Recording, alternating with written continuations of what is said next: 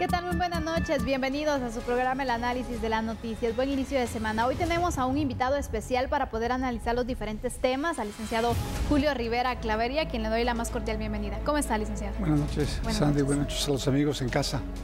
Hoy tenemos tres temas relevantes para poder analizar dentro de todo lo que ha ocurrido en el ámbito nacional. ¿Y qué le parece, licenciado, si entramos de lleno entonces con esta información antes de poder analizar? Porque hoy empresarios continúan mostrando su postura a la prohibición de plásticos. Ellos consideran que hay que promover otras alternativas en el manejo especialmente de desechos. Aumento del contrabando, cese de empleos e impacto económico en la distribución de alimentos o bebidas es lo que proyectan empresarios a corto plazo. 2 años es imposible. Imagínese usted una empresa que hoy tiene pasada su producción, inversión en maquinaria para poder generar los envases plásticos que luego llena con productos alimenticios y tener que buscar una alternativa, que las hay, porque hay, por ejemplo, está el vidrio, está el papel, están otros tipos el metal, por ejemplo, y todos estos tienen una huella ecológica. Igualmente, si hay necesidad, pues ¿quién va a pagar el vidrio, lo que hoy consumimos como abarrotes, ¿verdad? Entonces, ese es un tema. Y el otro tema es que no teniendo en el entorno esa regulación, seguramente va a aumentar el contrabando de productos que vienen de plástico por más baratos. Consideran que es necesario la promoción de nuevas políticas de manejo de desechos. Nosotros recomendamos una legislación de manejo integral de desechos y residuos sólidos, que tenga en cuenta la acción de la municipalidad y del Estado, la acción de los sectores privados que puedan dedicarse a recolectar y reciclar. Eso es una alianza público-privada. Para iniciar este análisis es necesario mostrarle algunos datos, algunos porcentajes que hemos recabado también en cuanto a esta situación, porque según reportes, solo el 9% de los 9.000 millones de toneladas de plástico que se han producido hasta ahora en el mundo han sido recicladas. El 9%. Los datos muestran que nuestra cultura de usar y tirar es insostenible. Recordemos que las bolsas y otros productos, así como el plástico, el Duroport, tardan miles de años en descomponerse, contaminando el suelo y las aguas también. Un reporte de las Naciones Unidas sobre los plásticos de un solo uso afirma que si se planifican y se hace cumplir adecuadamente las prohibiciones, estas pueden contrarrestar efectivamente una de las causas del uso excesivo de los plásticos.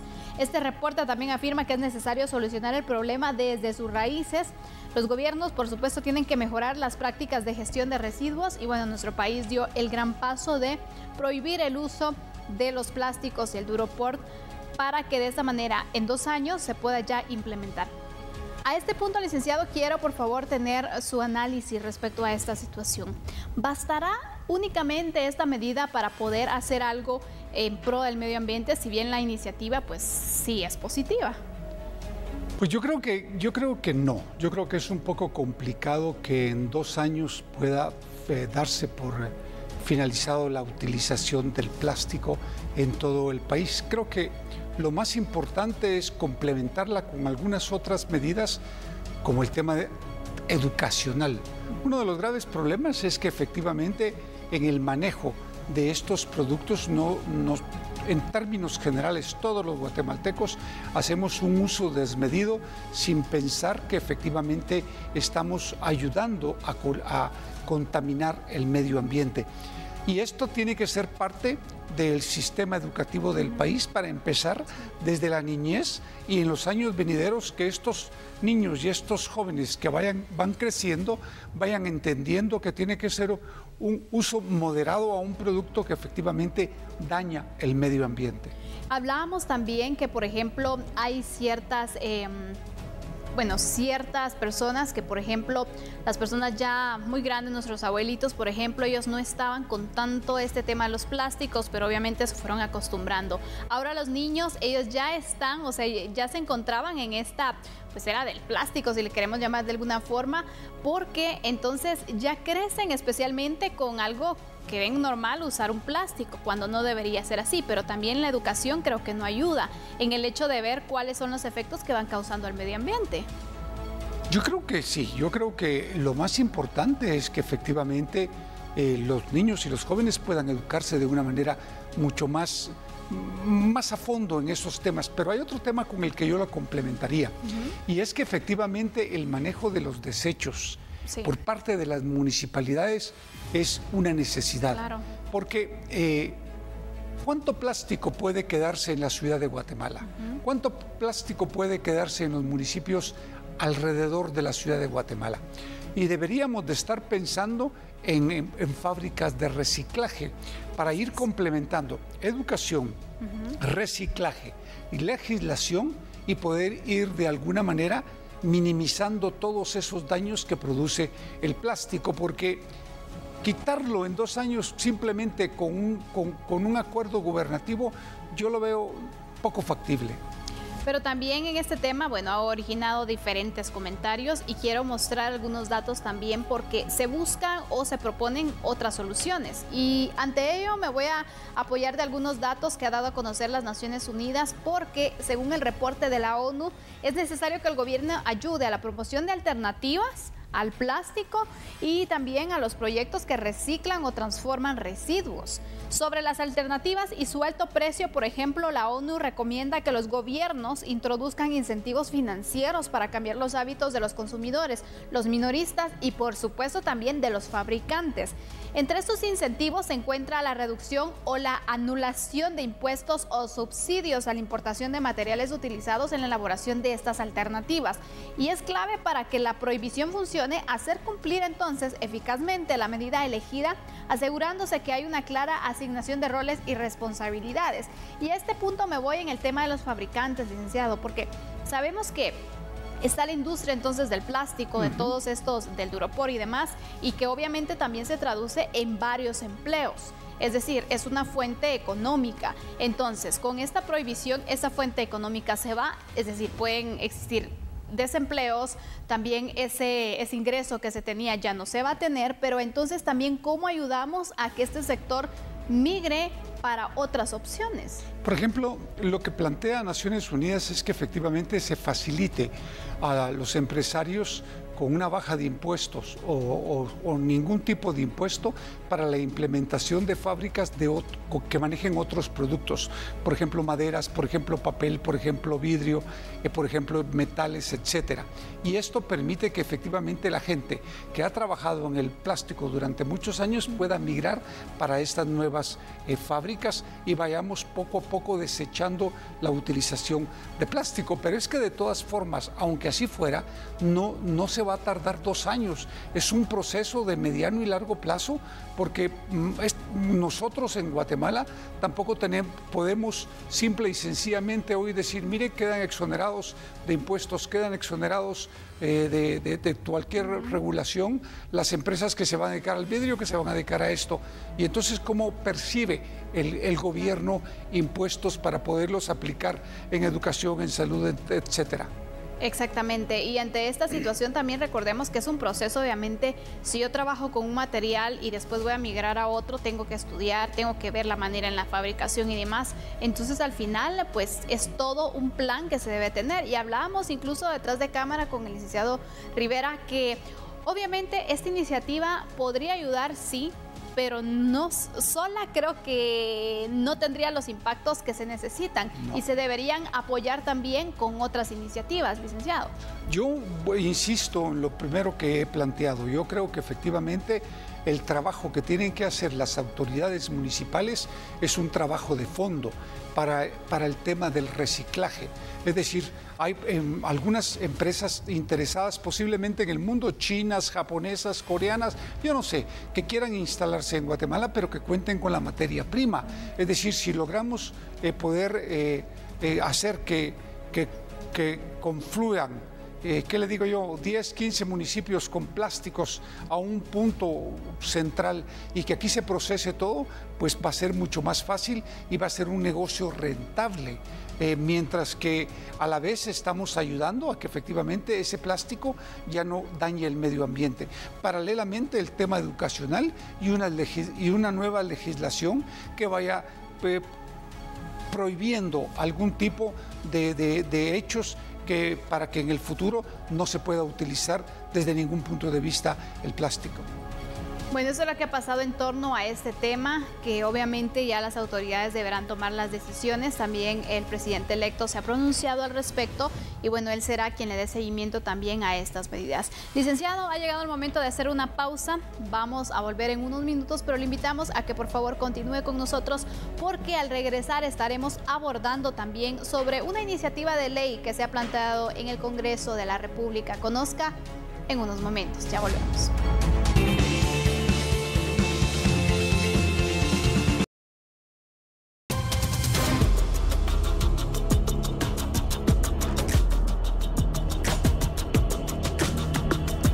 Por continuar con nosotros. La iniciativa de ley que le comentábamos respecto a lo que se presentó en el Congreso pretende eliminar la autorización del INASIF y del Ministerio Público para que privados de libertad que necesiten atención médica de urgencia salgan del centro carcelario. Aquí tenemos más detalles al respecto. La iniciativa del diputado Fernando Linares Beltranena busca reformas a la ley de régimen penitenciario, específicamente en el artículo 14 con el fin de agilizar los procesos para que personas privadas de libertad salgan de prisión con la autorización del médico del sistema penitenciario y juez de turno para recibir atención médica de urgencia. Creemos que esto es indispensable en el sistema actual, creemos que es humano, porque nos preocupamos de la salud de la persona. O sea que esta iniciativa de ley pretende médico, sistema penitenciario y juez. Ya no Ministerio Público, ya no INASIF. Y esa burocracia ha matado a personas.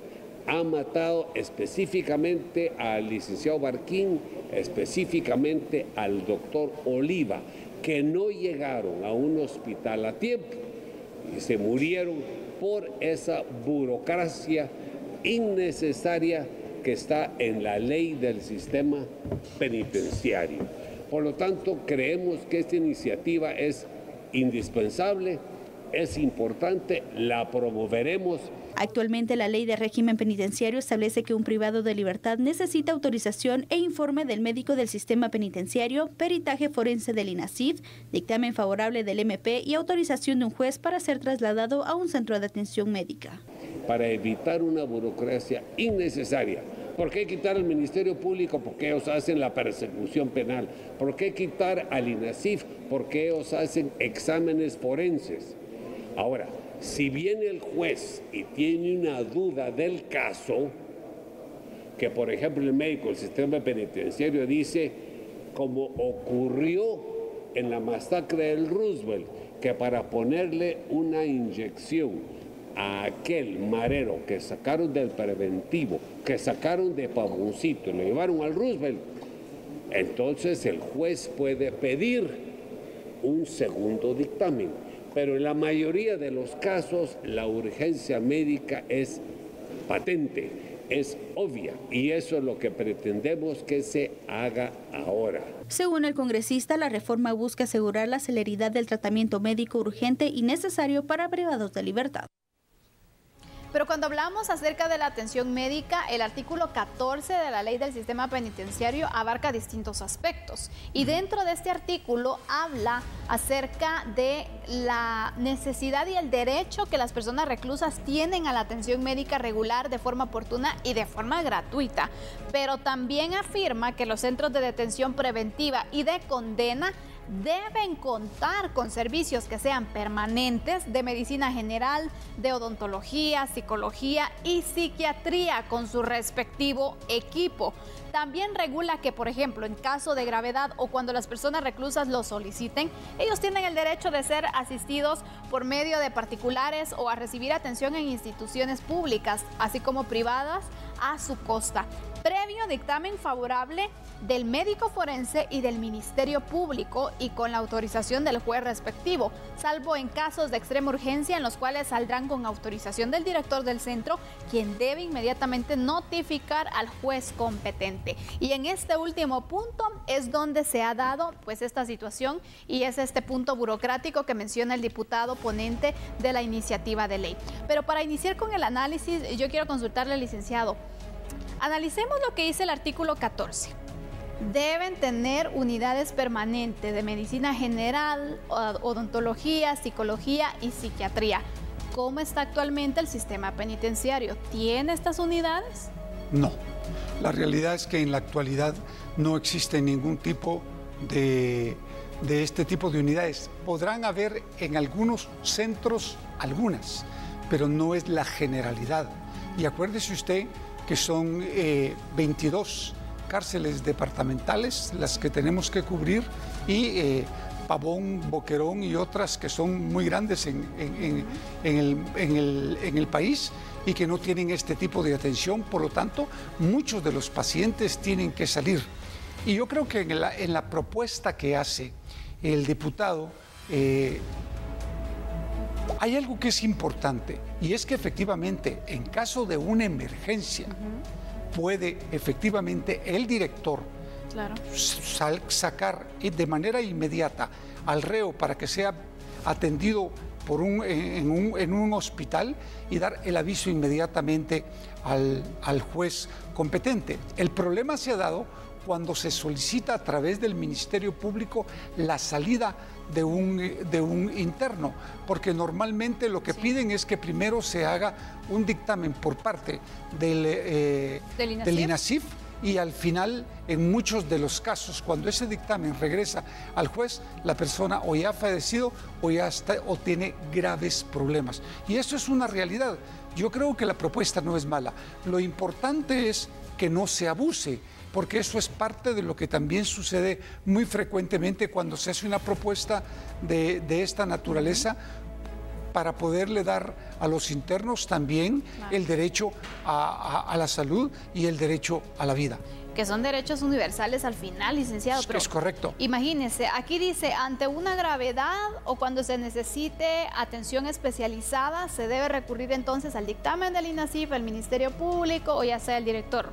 Pero aquí estamos hablando que no solamente cuando hay alguna emergencia, sino que en todos los casos, porque como no hay un médico que atienda también en las unidades que deberían crearse, entonces por eso también se tiene este procedimiento que es bastante tardado. Es decir, desde el principio se está fallando.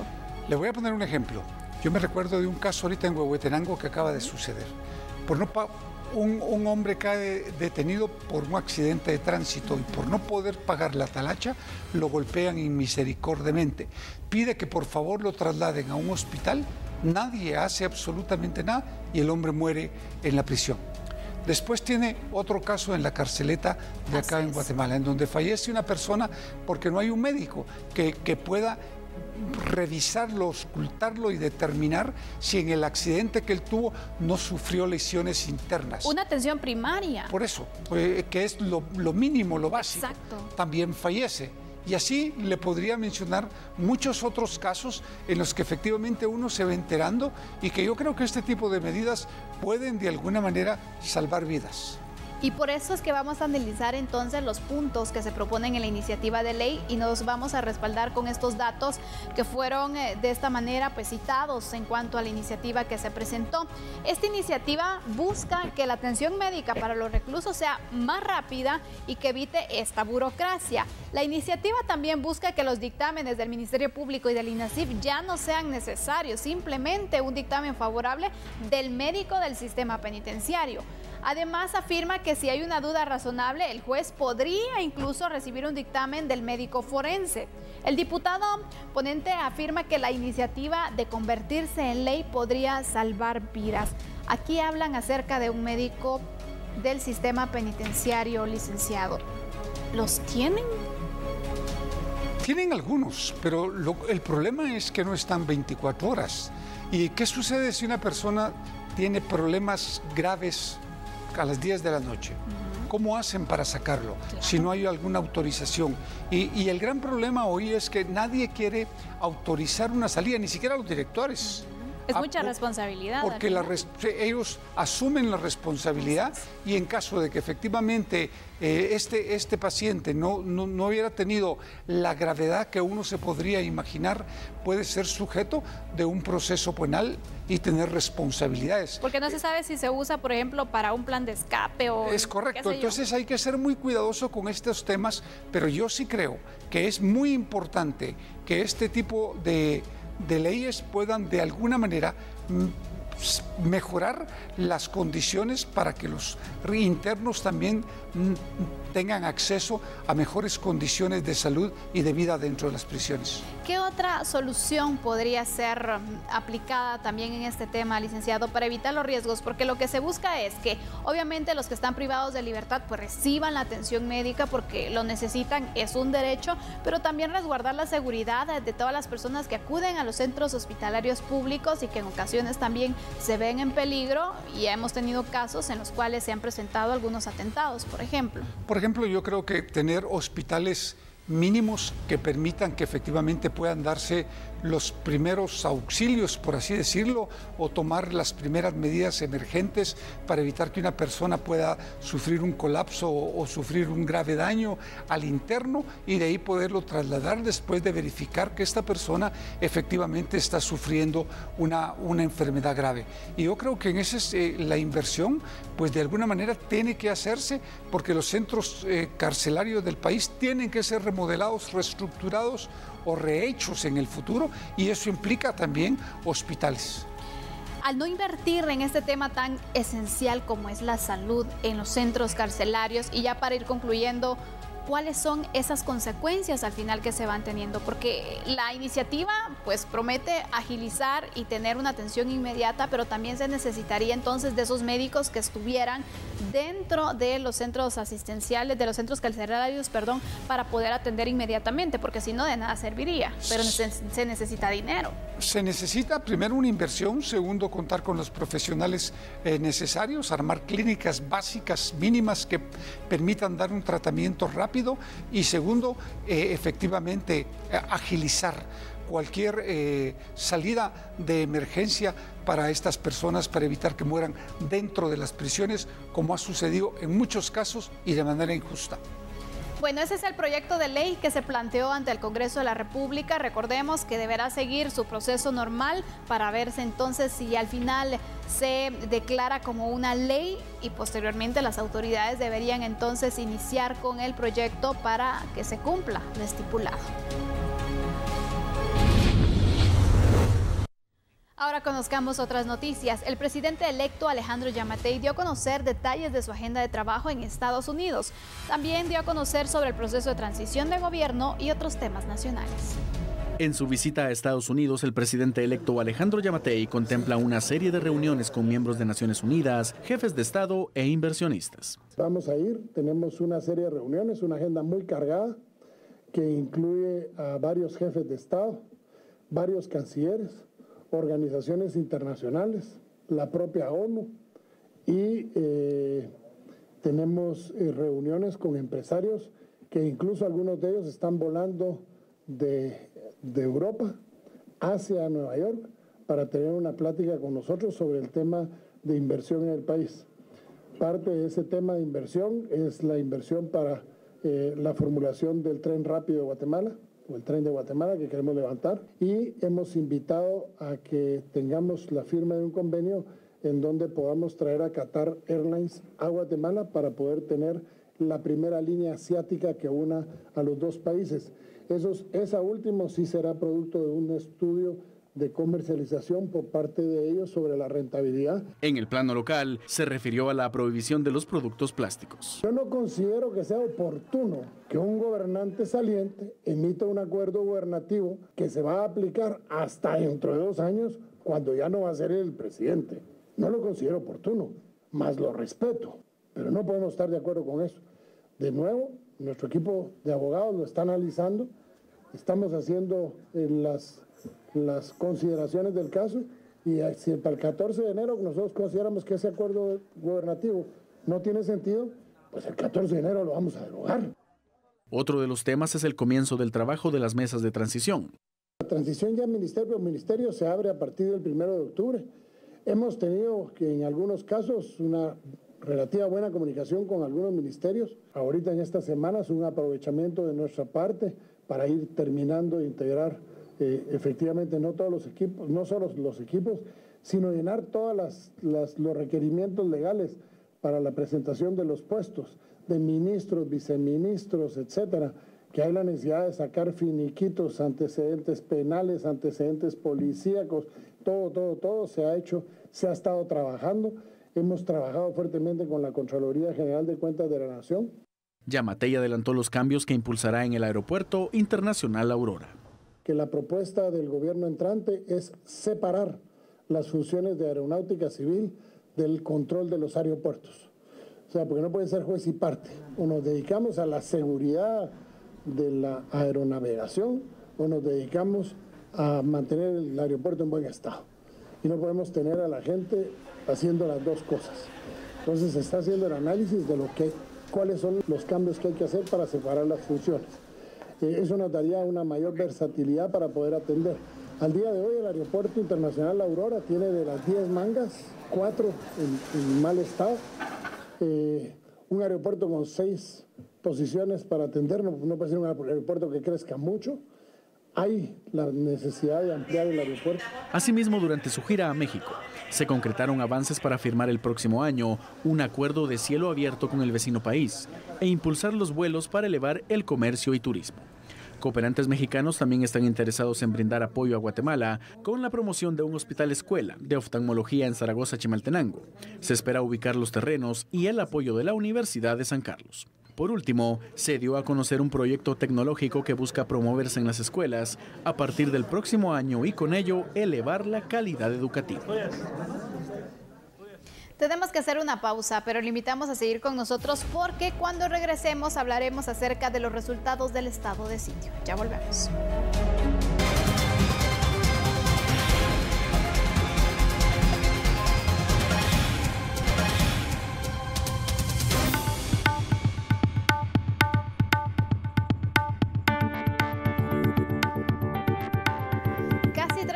Han pasado desde que se declaró estado de sitio en 22 municipios de 6 departamentos del país. Las autoridades han logrado la localización de droga, narcolaboratorios, destrucción de pistas clandestinas, entre otras acciones.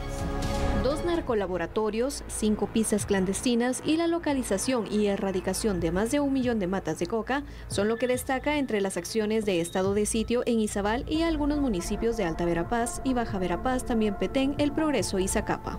Ya más de 10 plantaciones de coca, las cuales dan 1.322.700 matas ya contabilizadas por las autoridades. Asimismo, gran cantidad de precursores, como son canecas y toneles con líquidos, sacos de costal desde cal, sacos de cemento, también hay otro tipo de materiales que se utilizan y también las instalaciones. Esto ha dado como resultado el hallazgo de estufas industriales, compresores de aire, también se ha dado con hornos de microondas y una gran cantidad de material que se localizó el 13 y el 14. Aunado a estos grandes hallazgos, se cuenta ya con la destrucción de 5 pistas no reportadas en el área de El Estor, en el área de Zacapa, y esto pues también en el área de Alta Verapaz sumamos ya 5 pistas inhabilitadas. También se ha decomisado armamento, armas de fuego, explosivos, granadas de fragmentación, también municiones útiles, más de 500. Hemos también decomisado 12 cargadores o tolvas, vehículos tipo automóvil y también motocicletas. Aunque el estado de sitio ha tenido resultados en casi 3 semanas, el analista Lisandro Acuña resalta que las acciones serán significativas siempre y cuando se logre la permanencia de las autoridades en las regiones que usa el narcotráfico.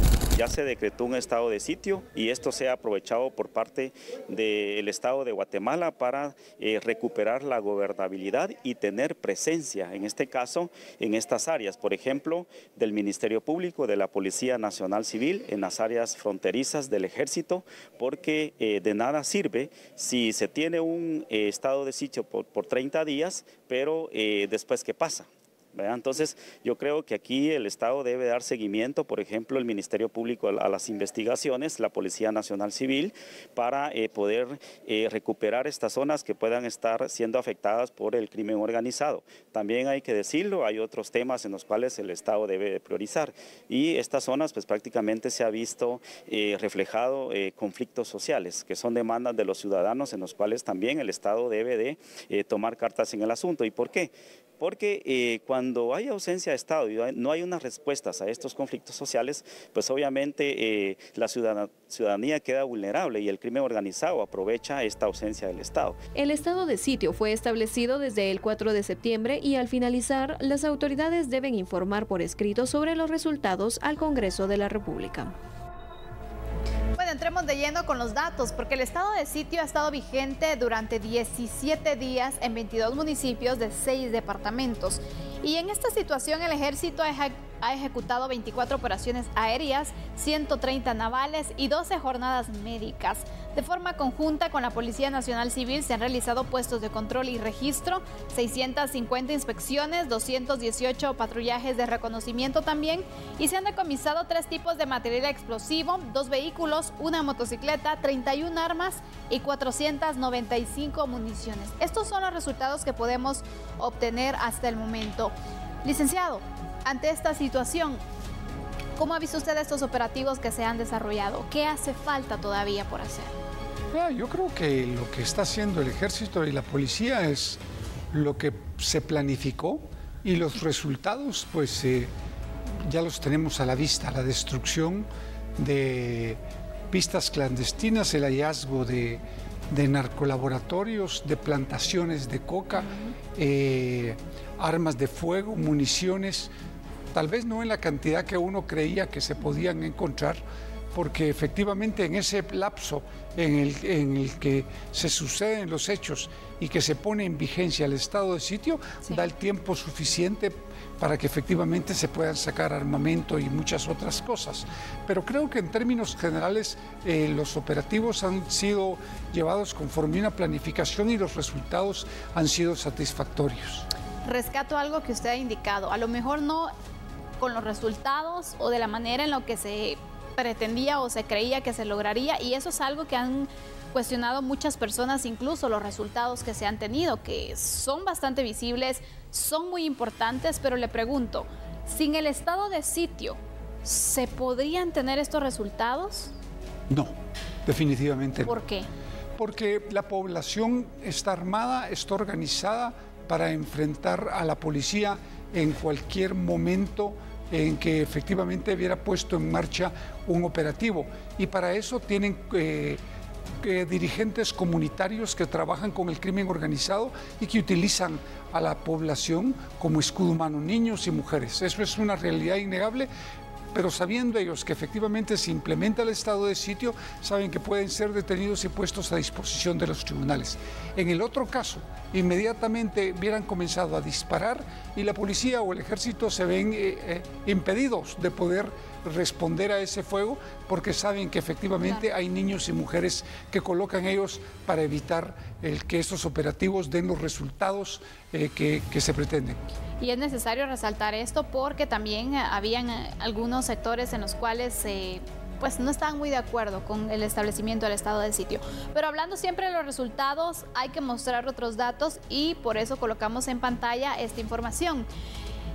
Sobre la lucha contra el narcotráfico, ya se tienen esos resultados, que es la destrucción de 3 pistas clandestinas y 2 narcolaboratorios. Se ha logrado la erradicación de 1.3 millones de plantas de cocaína y 4.250 matas de marihuana. También se incautaron precursores y materia prima para la elaboración de cocaína, además de diversas herramientas utilizadas en la elaboración de drogas. Es decir, el estado de sitio también, licenciado, nos deja como conclusión o hasta el momento dentro de estos resultados que Guatemala se tiene fuertemente el tema de la producción de la droga, porque eso se ha logrado evidenciar en este estado de sitio y sobre todo con la ubicación de estos narcolaboratorios y los materiales. Guatemala territorialmente y geoestratégicamente es vital para que efectivamente pueda trasladarse droga, pueda depositarse droga y trasladarse, o pueda producirse por los diferentes microclimas que el país tiene.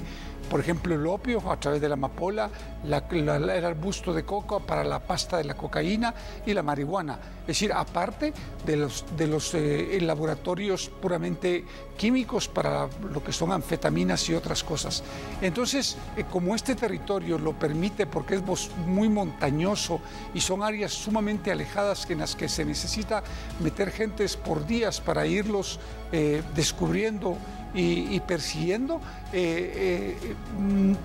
todo esto ha dado como resultado que efectivamente los carteles internacionales, conjuntamente con los nacionales, empiecen con esta labor de producción en el país, que hay que pararla y contenerla, porque al final afecta también a los niños y a los jóvenes del país con un consumo mucho más alto. Bueno, de esta manera concluimos con el tercer análisis de la noche y aprovecho también para agradecerle por su presencia y también esos aportes, licenciado Julio Rivera Clavería. Lo esperamos en otra ocasión. Gracias. Feliz noche. Mientras nosotros vamos a continuar con otras noticias.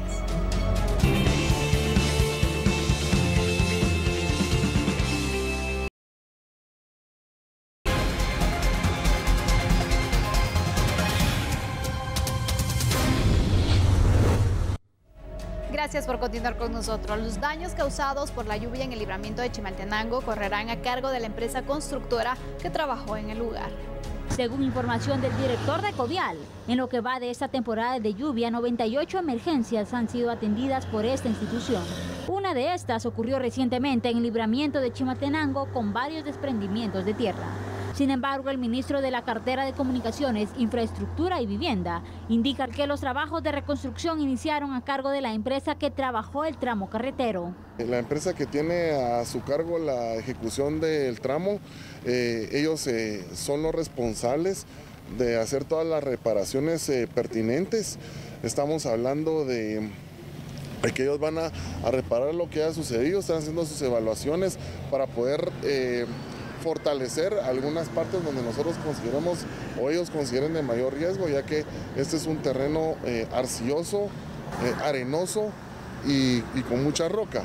La roca nos da estabilidad, pero la arena no.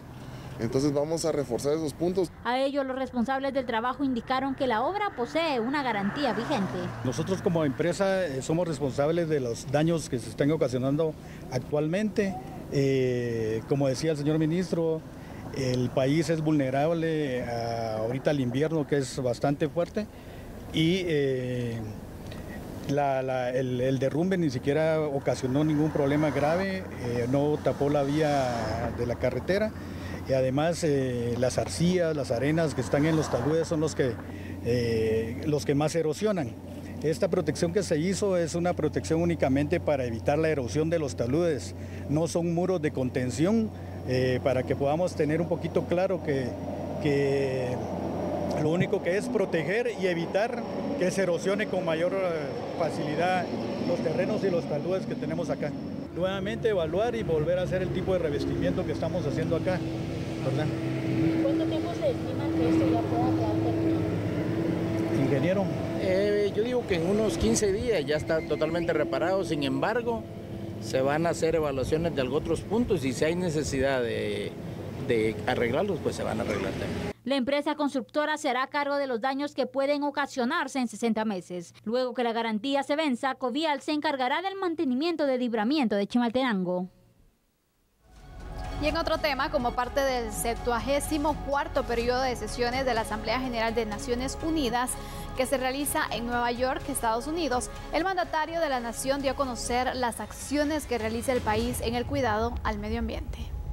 El presidente Jimmy Morales expuso los avances, retos y desafíos que afronta el país en materia de medio ambiente, en el marco de la Cumbre de Acción Climática que realiza la Organización de Naciones Unidas. El mandatario resaltó el progreso que se tiene en meta de restaurar y reforestar 1.2 millones de hectáreas de árboles de hoy hasta el año 2032 y la inversión millonaria en incentivos forestales.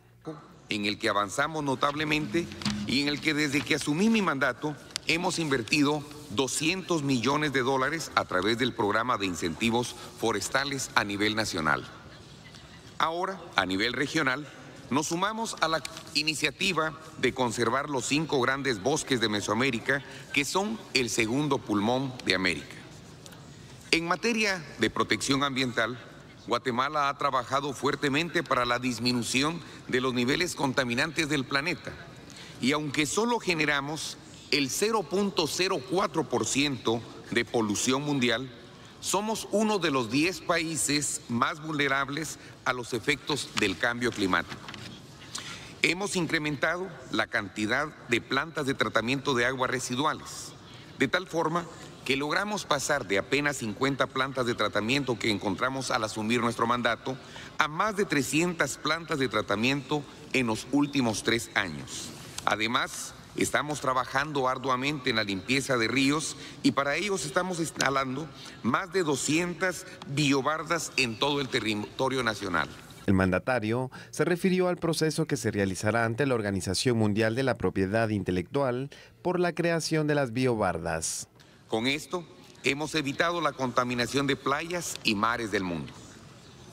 Estos sistemas artesanales, que también logran la cohesión comunitaria para la limpieza de ríos, se ha comenzado a instalar en otros países de América, como en Honduras, El Salvador, Nicaragua, Panamá, República Dominicana y recientemente en México. Hemos recibido solicitudes de compartir este invento artesanal con países de Asia-Pacífico, África y con países amigos de Sudamérica. Por cierto, estas biobardas han sido calificadas por el Fondo Económico Mundial como una invención ejemplar e inspiradora que contribuye a la conservación ambiental. Aprovecho esta oportunidad para compartirles que hemos iniciado el proceso de inscripción de las biobardas bajo las normas de la Organización Mundial de la Propiedad Intelectual a favor del Estado de Guatemala. El próximo miércoles, el presidente Jimmy Morales presentará su discurso en la Asamblea General de la ONU para dar a conocer la situación actual del país. De esta manera llegamos al final de esta emisión. Muchas gracias por su sintonía. Hasta mañana. Feliz noche. Le llevamos la información con un análisis profundo y eficaz.